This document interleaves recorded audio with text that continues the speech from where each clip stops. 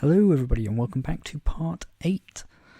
Today we're going to be confronting one of the elephants in the room, and that's the fact that in this room at the moment we still have these 5 enemies who just sort of are spawned here because that's where we placed them, and that's it. Those are the only 5 enemies you get, and the game is kind of over and just sort of hangs here doing nothing the moment you've killed them all.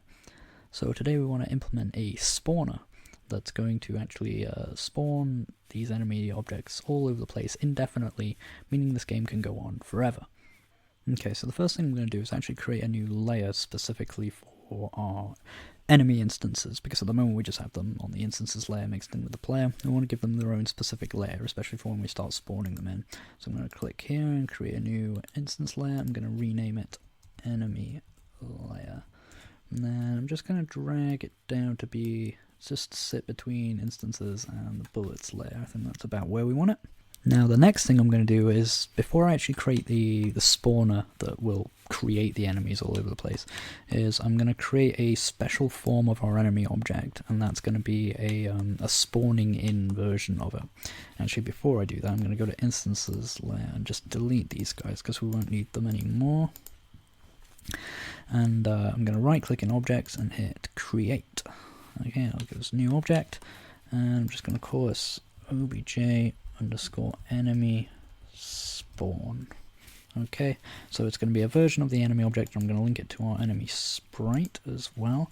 A version of the enemy object that just sort of starts off really small and sort of pops in, and when it finishes popping in, it turns into an enemy object. The reason we'll have this and spawn this around the room is so that like it gives our player the chance to get out of the way if, say, an enemy just spawns right on top of them, because we're just going to spawn them randomly throughout the room.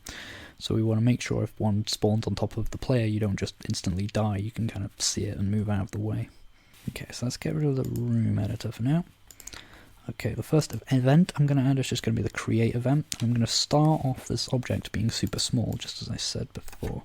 So I'm going to type image_xScale equals 0.1, and I'm also going to type image_yscale equals 0.1.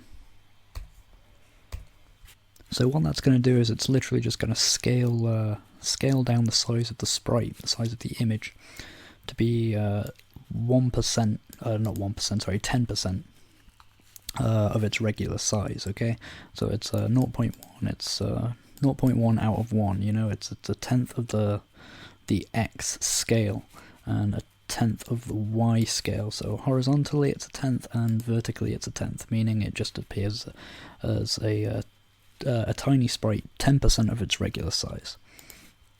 Okay, next up I'm going to add the step event. Okay, and then let's just move code editor up so we get a good look at this. So now that we've set that image X scale and Y scale to be really small, what we want to do is slowly scale them up from 0.1 to be 1 again, which is the default. Okay, so I'm going to type image_xScale again equals min, and this is going to be the same approach that we used with the title screen that we used to make it fade in.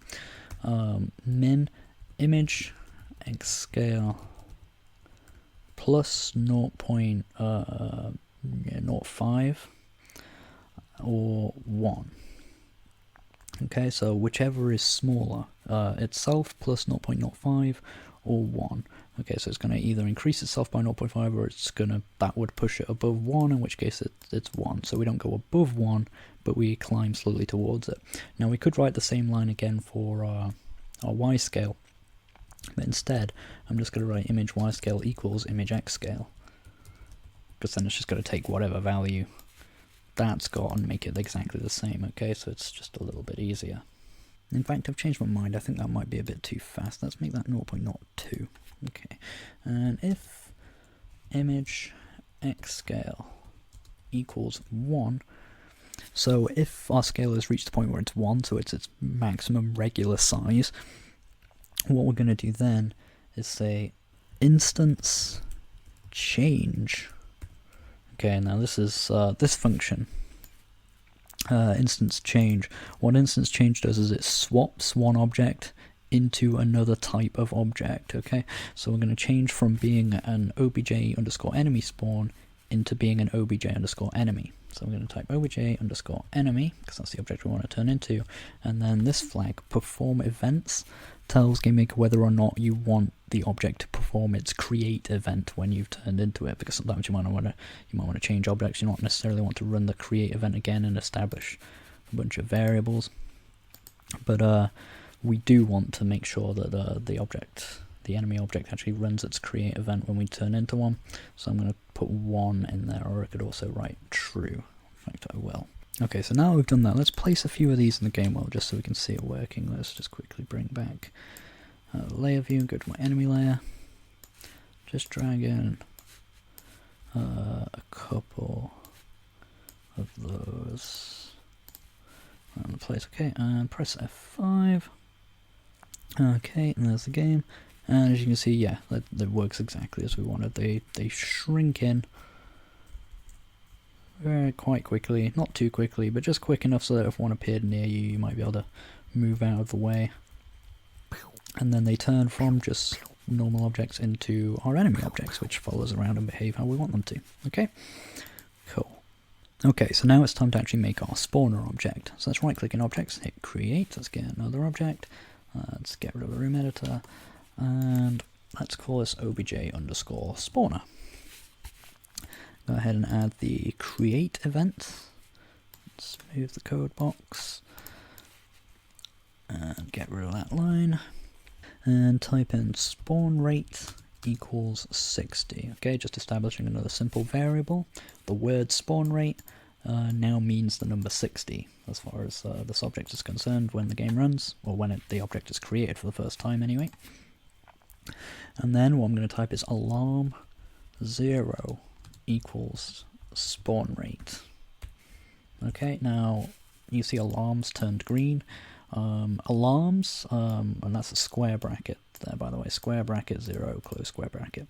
Alarms are special variables that they tick down from whatever number you give them. So we've given this one the number 60, and they tick down by 1 every single frame of your game until they reach 0, in which case at which point they actually trigger an event.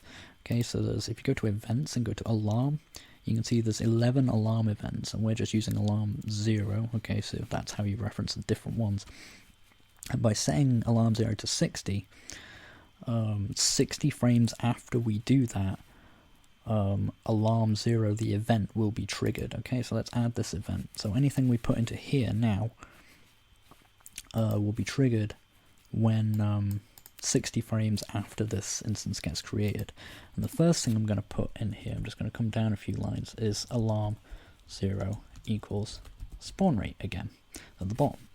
So when this alarm goes off, at the end, we're going to put some stuff in here, but once it's done that stuff, at the end it's just going to set itself back to 60, and so it'll keep going in a loop. So every 60 frames of the game, and our game runs at 60 frames a second, so every second of the game this event will be carried out. Okay, so it's unlike the step event, which is carried out every single frame of the game. We're using an alarm here to carry out a loop that occurs over a longer space of time than just, you know, every single frame of the game. You can do these sort of things manually, just using sort of counter variables, which is sort of what we did when we created the shooting mechanics for the player and created a little cooldown in between them. We could have used an alarm for that. It's just a matter of preference, really, and sometimes alarms are more useful for certain things than others, and you'll discover that as you start to code more. So we only actually have one thing we need to put up here, and that's going to be instance underscore create underscore layer.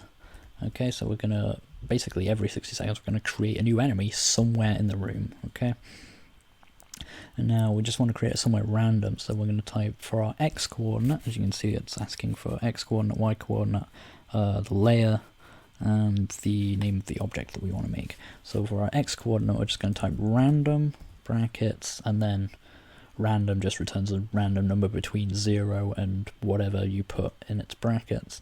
So I'm going to type random room underscore width, which will give us the width of our current room. And so basically what that means is it's our x coordinate is going to be anywhere between 0 and the max width of our room, so anywhere in the room. And the same for height, I'm going to do random bracket room underscore height. Okay. And then for the layer, we made a layer especially for this, so open quotation marks, enemy layer, close quotation marks. And then just the name of the object, which is going to be obj underscore enemy spawn. So it's going to create not object enemy, enemy spawn, remember. So it's creating the little ones that grow and become proper ones. And then close the brackets. And that really is all there is to it. Let me widen that out. It's a bit hard to see the whole line there. There it is. Instance create layer, random room width, random room height, enemy layer, obj underscore enemy spawn. Okay, and then set the alarm back to 60, and it'll just loop around. The reason I used that variable there, spawn rate, like if I go to create, is mostly so that we could just change this one number to affect the spawn rate. Otherwise we would have to change it here and in here. Okay, so if you've got multiple places you're using one number for things, you may as well create a variable for it. Okay, and that's really that. So I'm going to go into arm_game now and bring back the layer view, and I'm just going to actually get rid of these enemies I placed in because we don't need them anymore. And just on our instances layer, I'm going to drop in not an enemy spawn, an object spawner. Okay, so now that that's in the game, I should be able to just run the game now, and even though there's no enemies in the room to start with, one should spawn every second. Okay, so let's see if it worked. Yep, there's one coming in, there's another one coming in, there's another one, and another one, and another one. And you can see they're starting to just flood the room now. So this kind of feels a bit more like a proper video game. Like there's spawning quite a lot of them now. There's a lot of these to fight. But I mean, you can tweak this to your heart's content. Maybe you think they're spawning too quickly, too slowly. Maybe you want to make them spawn faster over time. Maybe there's a way for you to expand on this project. Or any number of things. It depends exactly how you want the game to work. But that's how you spawn things dynamically in the room, rather than just having to place them by hand in the room.